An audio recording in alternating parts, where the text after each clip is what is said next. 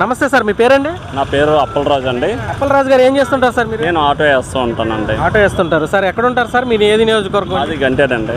గంట్యాడ, ఈ గాజువాక నియోజకవర్గం. సార్, రాష్ట్రంలో ఎలక్షన్స్ రాబోతూ ఉన్నాయి. ఇప్పటివరకు జగన్మోహన్ రెడ్డి గారు ప్రభుత్వాన్ని చూశారు. ఈసారి ఎవరు అధికారంలోకి వస్తే రాష్ట్ర అభివృద్ధి బాగుంటుందని మీలాంటి వాళ్ళు భావిస్తారు? ఇప్పుడు ఎవరెవరు వచ్చినా సరే మటుకు ప్రజలకు ఉపయోగపడే పని చేయాలి. ఏంటంటే ఇప్పుడు దాకా ఇల్లులు అనేది ఎవరికి ఇవ్వలేదు పేదవాళ్ళకి. నెక్స్ట్ ఏంటంటే మేము అది ఇచ్చిస్తాం ఇది ఇచ్చిస్తాం అంటున్నారు. అది ఇవ్వడానికి అది ఎవరిది? ప్రజలది. అది ప్రతి రూపాయి కూడా ప్రజల మీద ఆధారపడి ఉంది. ఒక తెలుగుదేశం అవని, ఒక ఇది వైసీపీ అవని, ఒక జనసేన అవని, ఎవరంటే అవని. కాకపోతే ప్రజలకి పనికొచ్చే విధంగా ఏమీ చేయట్లేదు. ఇది ప్రజాస్వామ్యం. మేము ఇచ్చేస్తున్నాం అంటే జగన్మోహన్ రెడ్డి ఒక గంట వెళ్ళి పనిచేసి మాకు పెట్టలేదు. అలాగే అది చంద్రబాబు నాయుడు వెళ్ళి ఒక గంట పనిచేసి మాకు పెట్టలేదు. ఏదైనా సరే మా డబ్బులు ఏదైనా ప్రజలకు పనికి వచ్చింది చెయ్యండి, పర్వాలేదు.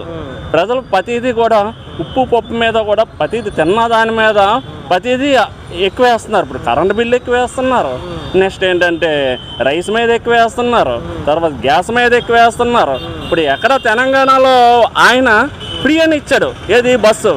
ఇప్పుడు నక్కను చూసి ఇంక పులిని చూసి నక్క వాతలు పెట్టుకున్నట్టుగా వాళ్ళని చూసి మేము ఆర్టీసీ ఫ్రీ, మేమేం అమ్మఒడి ఫ్రీ, ఇవన్నీ ప్రజలకు పనికొచ్చినాయి కాదండి. చదివించుకున్నవాడు పిల్లల్ని ఎలాగైనా చదివించుకుంటాడు.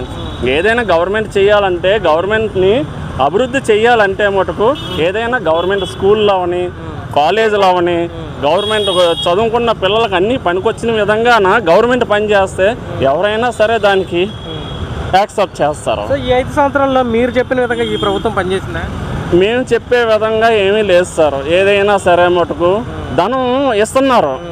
పార్కులు అమ్మేసి లేదంటే లీగ్ అమ్మేసి అవి చేసి ఇవన్నీ కాదండి. ఏదైనా ప్రజలకు పనికొచ్చేది. ప్రజలు ఎవరో కూడా ఆటో డ్రైవర్కి కూడా వేయవలసిన అవసరం లేదండి. నేను ఆటో డ్రైవర్ని, నాకు వేయవలసిన అవసరం లేదు.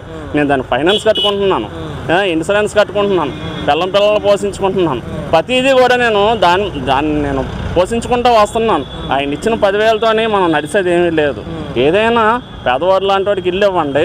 నెక్స్ట్ ఏంటంటే హాస్పిటల్ దీనికోసం ఏదైనా సరే వాళ్ళు వెళ్ళిన వెంటనే ట్రీట్మెంట్ అయ్యేలాగా, ఎటువంటి వ్యాధి అయినా సరే వాళ్ళు మనకి ఎలిజిబుల్ అయ్యేలాగా అటువంటి పథకాలు ఇవ్వమనండి.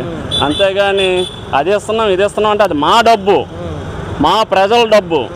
ఏ ప్రభుత్వం అంటే అవనండి, మా డబ్బు. అది మా డబ్బు. మీరెవరండి ప్రచారం చేసుకోవడానికి? ఏదైనా సరే మా డబ్బు కాబట్టి అది మాకు పనికి వచ్చేలాగా. రైస్ బ్యాగ్ ఇమ్మనండి ఒక 600కి, గ్యాస్ ఇమ్మనండి ఒక 400కి. అందరూ తింటాడు. పేదోడు తింటాడు, గొప్పవాడు ధనవంతుడు తింటాడు. అంతేగాని ఇది అది ఇవ్వడానికి వీళ్ళెవరండి? మా డబ్బు అది. అభివృద్ధి ఉందా సార్? అసలు ఈ ప్రభుత్వంలో అభివృద్ధి అనేది ఉందా? మీరు చెప్పినట్టుగా ఉద్యోగాలు రావాలి, ఆ ప్రజలకి రేట్లు తగ్గించి ఇవ్వాలన్నారు. అభివృద్ధి అనేది ఉందా? అభివృద్ధి ఏమీ లేదు సార్.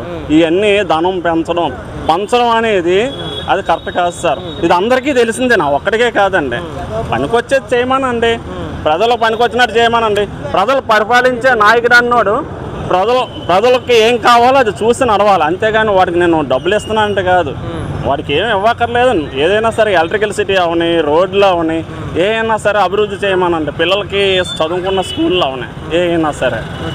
సో మీ దృష్టిలో అయితే ఇప్పుడు ఎవరో ఒకరికైతే ఖచ్చితంగా ఓటు అయితే వినియోగించుకోవాలి. ఇంత మాట్లాడుతున్నారు కాబట్టి ఇప్పుడున్న ఇద్దరులో ఎవరు బెటర్ అంటారు? చంద్రబాబు నాయుడు గారు, జగన్ గారు?